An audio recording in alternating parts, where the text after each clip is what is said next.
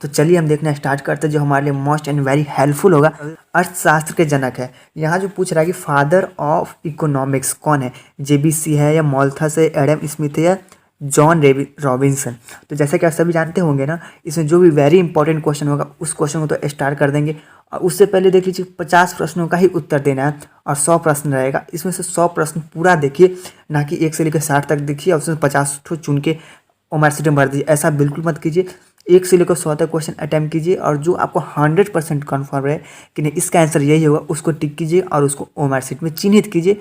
अगर ओमर सीट कैसे भरा जाता है तो उसका वीडियो अपलोड है। तो चलिए, पहला मेरा क्वेश्चन, अर्थशास्त्र के जनक कौन है, फादर ऑफ इकोनॉमिक्स, तो कौन है, एडम स्मिथ है। कौन है, इसका सही आंसर क्या होगा, तो एडम स्मिथ होगा। चलिए समझ गए। उसके बाद देखिए एडम स्मिथ। चलिए, सबसे पहले माइक्रोसॉफ्ट का प्रयोग करने वाले हैं। सबसे पहले जो माइक्रोसॉफ्ट का है ना प्रयोग, वो कौन किया था, यही पूछ रहे हैं। बताइए इसका आंसर क्या होगा। सबसे पहले माइक्रोसॉफ्ट का प्रयोग है ना, मार्शल किए, बोल्डिंग किए या केन्स किए, रैगनर फ्रिस किए। तो कौन किए थे, तो रैगनर फ्रिस किए थे सबसे पहले माइक्रोसॉफ्ट का प्रयोग। चलिए, क्वेश्चन नंबर 3 है, किसके अनुसार अर्थशास्त्र मानव कल्याण विज्ञान है। ये दोनों क्वेश्चन का स्टार्ट कर लीजिए क्योंकि दोनों क्वेश्चन वेरी इंपॉर्टेंट है। तो किसके अनुसार अर्थशास्त्र मानव कल्याण विज्ञान है, ये मार्शल या पॉल सैमुएल्सन या जी.एल. मिल, एडम स्मिथ। अपने दोस्तों को भी शेयर कर दिए ताकि वो भी लाइव चैटिंग कर सके और अपने एग्जाम में अच्छा से अच्छा इसको अचीवमेंट कर सके। तो बताइए ये मार्शल है, पॉल सैमुएल्सन, जेबीएल्स या एडम स्मिथ। बता दो जल्दी से कमेंट कीजिए लाइव चैट में कि इसका आंसर क्या होगा। तो ये मार्शल जो है ना, इसका आंसर क्या होगा, ई होगा। चलिए, मानव कल्याण संबंधी का विज्ञान है। निम्नलिखित में कौन उत्पत्ति का साधन नहीं है। तो बताइए किसका आंसर क्या होगा। बहुत इजी क्वेश्चन, इसका आंसर आप आराम से बता सकते हैं। इसका आंसर जो होगा ना, मुद्रा जो है ना उत्पत्ति का साधन नहीं है। इसको भी स्टार्ट कर दीजिए, वेरी इंपॉर्टेंट क्वेश्चन है। सेट 1 में भी है, 2 में 3 में भी है। चलिए, आर्थिक समस्या मूलतः किस तथ्य की समस्या है। बताइए आर्थिक समस्या जो मूलतः किस तथ्य की समस्या है, तो ये है ना चुनाव की समस्या। क्या होगा, ये होगा इसका आंसर। चलिए, क्वेश्चन मेरा 6 है कि उत्पादन संभावना वक्र है। चुनाव उत्पादन संभावना जो वक्र है ना, तो कैसा है, अक्ष की ओर नतोदार होता है, नतोदार होती है। चलिए, 7 है कि उस वक्र का नाम बताइए जो आर्थिक समस्या दर्शाता है। तो कौन सा वक्र है जो आर्थिक समस्या दिखाता है, तो उत्पादन संभावना वक्र जो है मेरा आर्थिक समस्या दिखाता है। चलिए, 8 क्वेश्चन है मेरा, समसीमांत उपयोगिता नियम को कहा जाता है। क्या कहते हैं, प्रतिस्थापन नियम कहा जाता है। क्या होगा इसका आंसर। चलिए, 9 का बताइए कि 9 का आंसर क्या होगा कि किसी वस्तु में मानवीय आवश्यकताओं की पूर्ति की क्षमता को कहते हैं। किसी वस्तु की मानवीय आवश्यकताओं की पूर्ति की क्षमता को क्या कहते हैं, तो उसका उपयोगिता कहते हैं, यूटिलिटी कहते हैं। समझ गए, क्या होगा, 9 का आंसर सी होगा। चलिए हम आगे देखते हैं क्वेश्चन नंबर 10 कि सीमांत उपयोगिता हास नियम के प्रतिपादक है। बताइए कि सीमांत उपयोगिता हास नियम के प्रतिपादक है वो कौन है, तो ये गोर्सन महाराज होगा। कौन है, तो ये होगा इसका आंसर। चलिए, क्वेश्चन नंबर 11 है कि उपभोक्ता का संतुलन उस बिंदु पर होता है जब क्या होगा, सीमांत उपयोगिता बराबर मूल्य, या फिर क्या होगा, तो सीमांत उपयोगिता बराबर मूल्य होगा, तब उपभोक्ता संतुलन बिंदु होता है। चलिए, मांग फलन को निम्नलिखित में कौन सा समीकरण व्यक्त करता है। इस क्वेश्चन को स्टार्ट कर लीजिए। हर सेट में ये क्वेश्चन पूछे हुआ, इसका आपको पीडीएफ भी मिल जाएगा, इसलिए टेंशन मत लीजिए। कमेंट कीजिएगा तो वहाँ आपको पीडीएफ का लिंक मिल जाएगा। तो चलिए, 12 का आंसर बताइए क्या होगा कि मांग फलन निम्नलिखित में कौन सा समीकरण व्यक्त करता है, तो D X equal to F X. चलिए, एफ पी एक्स। 13 मेरा, निम्नलिखित में किसके परिवर्तन से मांग में परिवर्तन होता है। मूल्य में परिवर्तन, आय में परिवर्तन, रुचि में फैशन में परिवर्तन। तो इसका आराम से बताइए कि 12 का जो आंसर होगा वो 13 का आंसर क्या होगा, तो इनमें से सभी होगा। क्या होगा, डी का। किसी सामान्य वस्तु के मांग में वक्र, किसी सामान्य वस्तु की मांग वक्र की ढाल होती है। वो ढाल जो होती है ना, वो कैसी ऋणात्मक होती है। क्या होगा इसका आंसर, ये होगा। चलिए, क्वेश्चन नंबर 15 है कि आय बढ़ने पर उपभोक्ता किन वस्तुओं की मांग को घटा देता है। निम्न कोटि या सामान्य कोटि या उच्च कोटि, किस कोटि को घटा देते हैं, तो इसका जो आंसर होगा ना, वो सी होगा। वैसे देखते हैं जो गिफिन वस्तु होगी, गिफिन वस्तु जो होती है ना, उसकी मांग हम घटा देते हैं। चलिए, क्वेश्चन नंबर 16 देखते हैं कि निम्नलिखित चित्र प्रदर्शित करता है। यहाँ चित्र देखिए और बताइए चित्र जो है ना, वो क्या प्रदर्शित कर रहा है। तो ये चित्र है ना, ध्यान से देखिएगा, पूर्णतः लोचदार मांग को है ना प्रदर्शित कर रहा है। क्या होगा इसका आंसर, बी होगा। चलिए आगे देखिए, क्वेश्चन नंबर मेरा 17 है, 1 मिनट। क्वेश्चन नंबर 17 मेरा सापेक्ष लोचदार मांग को व्यक्त करता है। AQ एंड AP क्या है, सापेक्ष लोचदार मांग को जो व्यक्त करता है, तो इसका आंसर क्या होगा पता है तो कमेंट कर दीजिए। वैसे इसका आंसर क्या होगा, ये होगा। चलिए, मांग की लोच को प्रभावित करने वाला घटक कौन से हैं, तो बताइए कि इसका आंसर क्या होगा। जो मांग प्रभावित करने वाला जो घटक है ना, ऑप्शन देख रहे हैं, 3 देख रहे हैं ना, वस्तु की प्रकृति, कीमत स्तर, आय स्तर, इनमें से सभी। तो इसका आंसर होगा ना, डी होगा, इनमें से सभी। चलिए, क्वेश्चन नंबर 90 है, जो वक्र पहले बढ़ता है फिर स्थिर होकर घटना आरंभ करता है, वो कौन सा वक्र कहलाता है। तो बताइए कि 29 का जो आंसर होगा ना, वो क्या आंसर होगा, अगर पता है तो कमेंट कर दीजिए। 19 का आंसर क्या होगा, APP या MPP या क्या होगा, ये सभी होगा, ऑल ऑफ दिस होगा। क्या होगा इसका आंसर। चलिए, 20 उत्पादन के साधन क्या क्या, इसका तो आप कमेंट कर दीजिए। सब वेरी इंपॉर्टेंट क्वेश्चन है, ये तीनों सेट में है, तो इसका भी क्या होगा, ये सभी होगा। चलिए, क्वेश्चन नंबर 21 है, परिवर्तनशील अनुपात का नियम संबंधित है अल्पकाल दीर्घकालीन या अल्पकाल से या अति दीर्घकाल से। अगर पता है तो कमेंट कर दीजिए कि वैसे 21 का जो आंसर होगा ना, वो क्या होगा, अल्पकाल से होगा। इसका आंसर क्या होगा, सी होगा। चलिए हम आगे देखते हैं 22, उत्पादन के सभी साधनों में एक ही अनुपात में वृद्धि के परिणाम उत्पादन में अधिक अनुपात में वृद्धि, तो इसे कहते हैं, क्या कहते हैं, तो वर्तमान पैमाने का प्रतिफल कहते हैं। चलिए ठीक है, अवसर लागत का वैकल्पिक नाम है। तो अवसर लागत का जो वैकल्पिक नाम है आर्थिक लागत है। चलिए क्वेश्चन 24 है, निम्न में से कौन सा कथन सत्य है। जो है कथन पूछा जो सत्य है, तो AC इक्वल टू इसका जो डी होगा ना, AC equal to AFC plus ABC कथन जो सत्य है। अवसर लागत है, बताइए कि 25 का जो आंसर होगा ना क्या होगा। अवसर लागत है वह विकल्प जिसका प्रत्याग कर दिया गया हो या फिर क्या, तो इनमें से जो सभी है ना ये सभी है अवसर लागत का। चलिए क्वेश्चन नंबर 26 है। 26 एक फर्म एक वस्तु की कितनी भी मात्रा दी गई कीमत पर बेच सकती है। फर्म की सीमांत आगम होती है, वो क्या होती है जो कितनी भी में बेच सकती है, क्या होगा तो शून्य होगा तब। चलिए निम्न में से कौन सही है, यहाँ पूछ रहा है सही गलत पूछ रहा है। तो AR इक्वल टू MR इसको भी स्टार्ट कर लिए, सेट 1 में 2 में दोनों में था, क्या होगा इसका आंसर ये होगा। चलिए 28 है, AR प्रदर्शित करता है। तो AR क्या प्रदर्शित करता है, अगर पता है तो बता दीजिए। तो TR/Q प्रदर्शित करता है, समझ गए। चलिए क्वेश्चन 29 देखते हैं कि फर्म के संतुलन की प्रथम शर्त है, वो कौन सी प्रथम शर्त है। तो MC इक्वल टू MR जो है ना प्रथम शर्त है। चलिए क्वेश्चन नंबर 30 है मेरा, फर्म का लाभ निम्नलिखित में किस शर्त को पूरा करने पर अधिकतम होगा। किस शर्त को पूरा करने पर अधिकतम होगा, तो अधिकतम जो होगा ना वो जब ये दोनों शर्त सीमांत इसका भी शर्त पूरा करेगा, ये दोनों शर्त पूरा करेगा, क्या होगा इसका आंसर C होगा। चलिए 31 है, उत्पादन संतुलन की निम्नलिखित में कौन सी रीतियाँ है। कौन सी रीतियाँ है पता है तो जल्दी से कमेंट कर दीजिए। वैसे देख रहे हैं कुल आगम कुल लागत रीति एवं सीमांत आगम सीमांत लागत रीति, तो क्या होगा इसका आंसर C होगा। चलिए क्वेश्चन नंबर 32 है मेरा कि पूर्ति के नियम की निम्नलिखित में कौन सी मान्यता है। यहाँ मान्यता पूछ रहा है तो किसका, पूर्ति के नियम का। तो यहाँ तीनों जो ऑप्शन देख रहे हैं ना ये तीनों होगा, क्या होगा ये तीनों की मान्यता है। चलिए क्वेश्चन नंबर 33 है। 33 में क्या है कि अन्य बातें समान रहे तो वस्तु की कीमत तथा पूर्ति की मात्रा में धनात्मक संबंध क्या व्यक्त करता है। मांग का नियम, पूर्ति की लोच, पूर्ति का नियम या पूर्ति का प्रतिफल। तो ये जो व्यक्त करता है ना क्या व्यक्त करता है, तो पूर्ति का, अन्य बात समान रहे तो जो व्यक्त करता है ना पूर्ति का नियम का। चलिए आगे देखते हैं। जब किसी वस्तु की पूर्ति में अनुपातिक परिवर्तन उसकी कीमत में होने वाला अनुपातिक परिवर्तन से अधिक हो तो पूर्ति की लोच होगी इकाई से कम, इकाई के बराबर या इकाई से अधिक, ये अनंत होगी। पता है तो कमेंट कर दिए, तो क्या होगा इकाई से अधिक होगा। निम्नलिखित चित्र प्रदर्शित करता है, तो चित्र तो यहाँ है नहीं तो क्या चित्र प्रदर्शित करता है। तो इस क्वेश्चन छोड़िए 36 देखिए, एकाधिकार प्रतियोगिता की निम्नलिखित में कौन सी विशेषता है। विभेदीकृत या विक्रय लागत या बाजार की इसकी विशेषता है ना, ये तीनों जो देख रहे हैं इसकी विशेषता है। चलिए क्वेश्चन नंबर 37 है कि निम्नलिखित में कौन सा पूर्ण प्रतियोगिता की विशेषता नहीं है। तो देखिए विज्ञापन तथा विक्रय की लागत है ना, ये जो है ना पूर्ण प्रतियोगिता की विशेषता नहीं है। चलिए आगे देखिए क्वेश्चन नंबर 38 है मेरा, किस बाजार में औसत आय की सीमांत आय के बराबर होती है। औसत आय जो है ना सीमांत ये पूर्ण प्रतियोगिता में बराबर होती है। चलिए क्वेश्चन नंबर 39 है मेरा कि वस्तु की कीमत या मांग के बीच प्रतिलोम संबंध पाया जाता है केवल एकाधिकार में या केवल एकाधिकार प्रतियोगिता, या क्या होगा इसका आंसर पता है तो कमेंट कर दीजिए। तो एकाधिकार एवं एकाधिकार प्रतियोगिता दोनों में। चलिए क्वेश्चन है मेरा 40 एक विभेदीकृत उत्पादन विशेषता है, किसका विशेषता है। 40 है कि विभेदीकृत उत्पादन विशेषता केवल एकाधिकार या केवल अल्पाधिकार, या क्या होगा इसका आंसर पता है तो कमेंट कर दीजिए। वैसे एकाधिकार प्रतियोगिता एवं अल्पाधिकार दोनों में। चलिए किसी वस्तु का मूल्य निर्धारित होता है मांग के द्वारा, पूर्ति के द्वारा, मांग एवं पूर्ति दोनों के द्वारा। तो जो है नहीं मांग एवं पूर्ति दोनों के द्वारा निर्धारित होता है। बाजार मूल्य संबंधित होता है अति अल्पकालिक मूल्य से, सामान्य मूल्य से या स्थायी मूल्य से। तो ये बाजार मूल्य जो होता है अति अल्पकालिक मूल्य से, क्या होगा इसका आंसर ए होगा। चलिए आगे देखिए क्वेश्चन 43 है, पूर्ण प्रतियोगिता में किसी वस्तु का मूल्य निर्धारित होता है।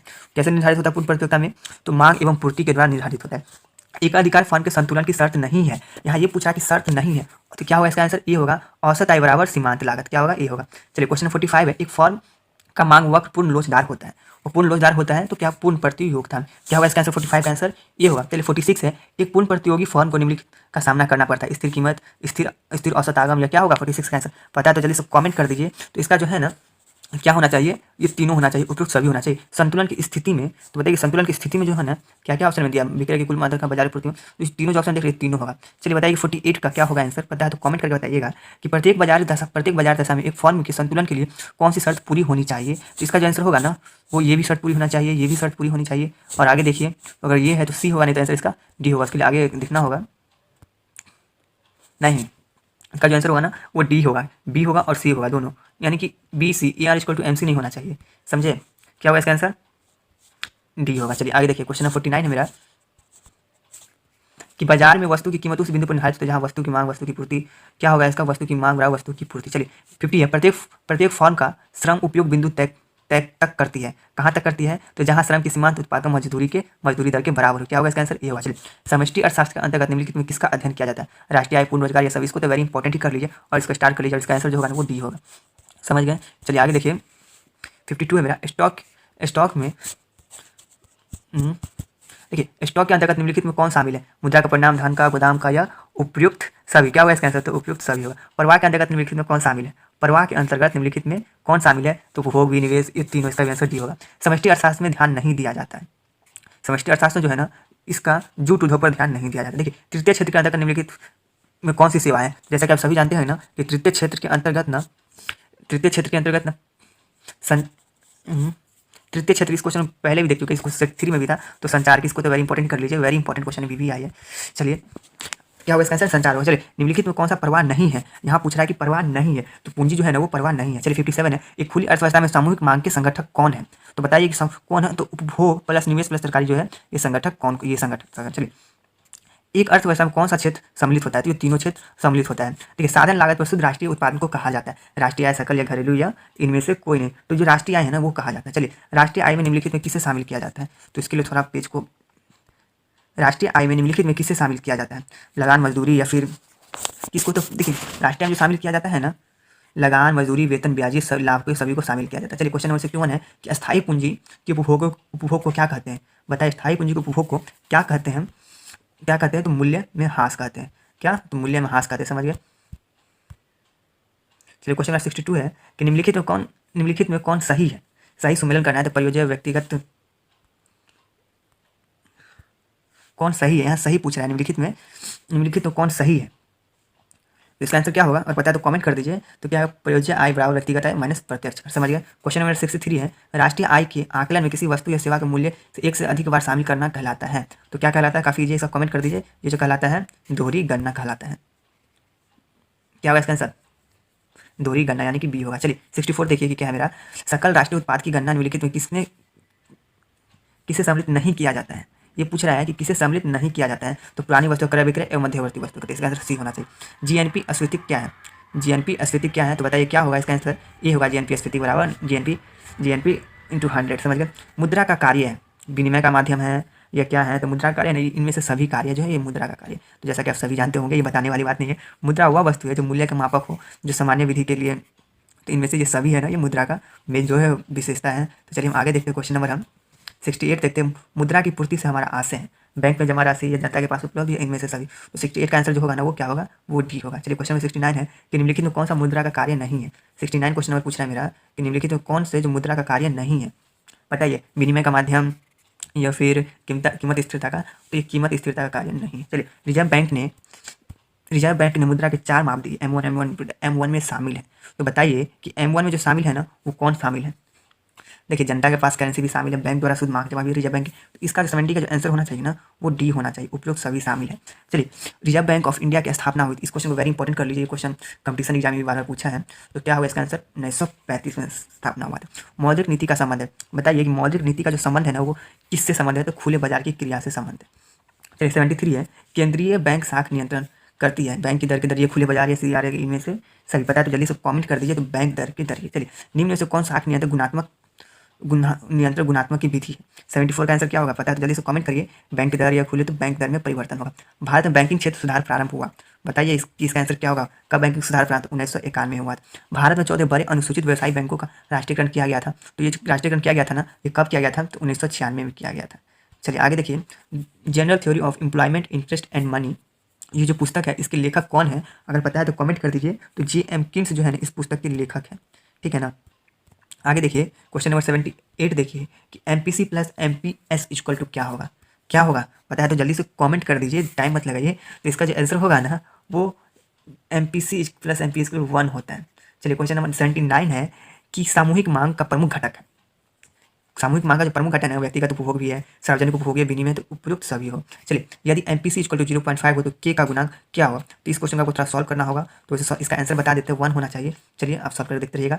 क्लासिकल विचारधारा निम्न में से किस तथ्य पर आधारित है? तो ये देख रहे से क बाजार के नियम से मजदूर दर पर, ये तीनों इसका आंसर होना चाहिए। तो क्या होगा इसका आंसर? इनमें से सभी होगा। चलिए 82 है कि किन्स के अर्थव्यवस्था में न्यून मांग की दशा निम्नलिखित में किस नाम से पुकारा है? तो ये नाम है अपूर्ण रोजगार के संतुलन के नाम से पुकारा है। किस नाम से? क्या होगा इसका आंसर? बी होगा 82। चलिए 83 है, क्लासिकल विचारधारा में निम्नलिखित किस तथ्यों पर आधारित किया है? इस क्वेश्चन को रिपीट कर दिया है 83 को, तो किस तथ्य पर उपयुक्त में से सभी कर दो। क्या होगा इसका आंसर? उपयुक्त सभी। चलिए निम्नलिखित में किसके अनुसार मजदूरी कटौती अर्थव्यवस्था में पूर्ण रोजगार की दशा में संभावित ढंग से बनाए रखने के लिए है? किसके अनुसार? तो ये महाराज देख रहे हैं पीगू जी है ना, इनके अकॉर्डिंग है। चलिए किन्स के अनुसार अर्थव्यवस्था में आय एवं रोजगार का संतुलित स्तर निम्नलिखित में कहाँ स्थापित होता है? कहाँ पर स्थापित होता है? जहाँ पर AD इक्वल टू AS हो। चलिए निम्नलिखित में कौन सा कथन सही है? ये कथन जो दिए हुआ है उसमें से सही कथन पूछ रहा है कि कि कौन सा कथन है कि कीन्स के अनुसार अर्थव्यवस्था में आय एवं रोजगार का सिद्धांत निम्नलिखित कहाँ स्थापित होगा। तो इनमें से ये भी इसमें भी नहीं होगा, इसमें भी नहीं होगा, इसमें तो इसका जो आंसर होगा इनमें से कोई नहीं होगा। चलिए निम्नलिखित कौन सा कथन सही है। अरे कीन्स के अनुसार अर्थव्यवस्था में आय और रोजगार के संतुलन स्तर निम्नलिखित में कहाँ स्थापित होगा। इस दोनों में इसमें स्थापित नहीं होगा, इसमें स्थापित नहीं होगा, लेकिन AD इक्वल टू S में स्थापित होगा। तो इसका आंसर क्या होना चाहिए, ये होना चाहिए, ठीक है ना। निम्नलिखित में कौन सा कथन सही है। तो यहाँ ये पूछ रहा है कि इस कथन सही पूछ रहा है, तो ये पहला भी कथन सही है, दूसरा कथन भी सही है, तीसरा भी कथन सही है। तो देखते हैं कि डी में कौन सा कथन है। तो डी में है ना उपयुक्त सभी, तो 86 का जो आंसर होगा उपयुक्त सभी होगा। चलिए कौन सा कथन सत्य है। 87 में पूछ रहा है कि कौन सा कथन सत्य है, तो बताइए इसको कौन सा कथन सत्य है। तो इसका जो आंसर होगा बी होगा, K इक्वल टू 1/MPS। क्या होगा इसका आंसर, समझ। चलिए आगे देखिए। क्वेश्चन नंबर 88 है, कीन्स ने विनियोग गुणक का विचार निम्नलिखित में किसने प्रस्तुत किया। काहन के आय गुणक, काहन के उपभोग, या क्या होगा 88 का आंसर पता है तो कमेंट कर दीजिए। इसका आंसर क्या है, काहन के रोजगार गुणक। चलिए 89, कीन्स के विनियोग गुणक का मूल्य निम्नलिखित पर निर्भर करता है। आय स्तर पर पूंजी के सीमांत या सीमांत उपभोग प्रवृत्ति या विनियोग की मात्रा। तो बताइए कि इसका आंसर जो होगा ना क्या होगा, तो क्या होगा इसका आंसर सी होगा। चलिए क्वेश्चन नंबर मेरा, निम्नलिखित में कौन सा कथन सही है। 90 है, इससे कथन जो पूछ रहा है ना वो सही है गलत, कौन सा कथन सही है। तो मांग की कमी रोजगार के स्तर में आएगी, ठीक है, न्यून मांग के कारण है, तो इसका जो आंसर होगा ना ये डी होगा, उपयुक्त सभी कथन सही है। चलिए क्वेश्चन नंबर आगे देखते हैं। 91 देखते हैं कि 91 में क्या है। तो 91 है कि पूर्ण रोजगार के आगे की सामूहिक मांग तथा पूर्ण रोजगार वाली सामूहिक मांग के अंतर को व्यक्त करता है स्फीति का अंतराल और स्फीति का अंतराल, ए भी दोनों या फिर इनमें से कोई नहीं। अगर पता है तो जल्दी से कमेंट कर दीजिए क्या स्फीतिक अंतराल जो होगा ना ये होगा इसका आंसर। चलिए 92 है कि न्यून मांग को ठीक करने के लिए निम्नलिखित में कौन सा उपाय है। राजकोषीय उपाय, मौद्रिक उपाय, या फिर ये भी दोनों या इनमें से कोई नहीं। तो इसको ठीक करने का उपाय है तो मौद्रिक उपाय है। क्या होगा इसका आंसर बी होगा। चलिए 93 है, केंद्रीय बैंक निम्नलिखित में किसके द्वारा मात्रात्मक साख पर नियंत्रण रखता है। बैंक द्वारा, खुले बाजार द्वारा, नकद कोष या उपयुक्त में से सभी। तो इसका जो आंसर होगा ना उपयुक्त में से सभी होगा। चलिए प्रत्यक्ष कर है, आयकर, उपहार कर, ये भी दोनों या फिर इनमें से कोई नहीं। तो जो प्रत्यक्ष कर है ना आयकर भी है और उपहार कर भी है। चलिए 94 है, 95 है, भारत में 1 रुपये का नोट जारी करते हैं RBI, भारतीय रिजर्व बैंक। इसका आंसर आप ही लोग कमेंट करके बताइए कि इसका आंसर कौन होगा। तो भारत सरकार वित्त मंत्रालय जो है ना ये 1 रुपये का नोट जारी करता है। क्या होगा इसका आंसर बी होगा। चलिए पूंजी बजट शामिल करता है राजस्व प्रतिशत, राजस्व व्यय, पूंजीगत प्राप्ति, पूंजीगत व्यय, प्रत्यक्ष अप्रत्यक्ष, इनमें से कोई नहीं। अगर पता है तो जल्दी से कमेंट कर दीजिए। तो इसका जो आंसर होगा ना प्रत्यक्ष तथा अप्रत्यक्ष कर शामिल करता है। चलिए क्वेश्चन नंबर 97 है कि निम्नलिखित में कौन सा अप्रत्यक्ष कर है। उत्पादन शुल्क, बिक्री कर, सीमा शुल्क, इनमें से सभी। अप्रत्यक्ष कर पूछ रहा है कि इसमें कौन सा जो है ना वो अप्रत्यक्ष कर है। तो ये भी उत्पादन शुल्क भी अप्रत्यक्ष कर, बिक्री कर भी, सीमा शुल्क, इनमें से सभी जो है ना अप्रत्यक्ष कर है। 99 है मेरा कि भुगतान संतुलन में असंतुलन का निम्न में कौन सा आर्थिक कारण है। भुगतान संतुलन में असंतुलन का निम्न में कौन सा आर्थिक कारण है। देखिए अंतर्राष्ट्रीय संबंध, राजनीतिक, व्यापार चक्र, इनमें से कोई नहीं। अगर पता है तो जल्दी से कमेंट करके बताइए। तो इसका जो सही आंसर होना चाहिए ना वो सी होगा, व्यापार चक्र। समझ गए। चलिए लास्ट क्वेश्चन है मेरा 100। इसका आंसर क्या होगा। निम्नलिखित में से कौन पूंजी खाते में नहीं आता है। इसका आंसर आप देखिए, आप कमेंट करके बताइए और अपने दोस्तों को भी शेयर कीजिए और अपने चैनल को सब्सक्राइब कीजिए एंड सपोर्ट कीजिए। आपके एक लाइक, एक सब्सक्राइब से काफ़ी मोटिवेशन मिलता है वीडियो बनाने के लिए। अगर आप चाहते हैं कि सब्जेक्टिव का वीडियो बनाएं तो कमेंट कीजिए, आपको सब्जेक्टिव का भी वीडियो मिल जाएगा। And thanks for watching. और अपने दोस्तों को भी शेयर कीजिए। अगर सेट 4 भी देखना चाहते हैं तो सेट 4 के लिए कमेंट कीजिए और सब्सक्राइब करना मत भूलिए और अपने दोस्तों को भी शेयर कीजिए। Thanks for watching.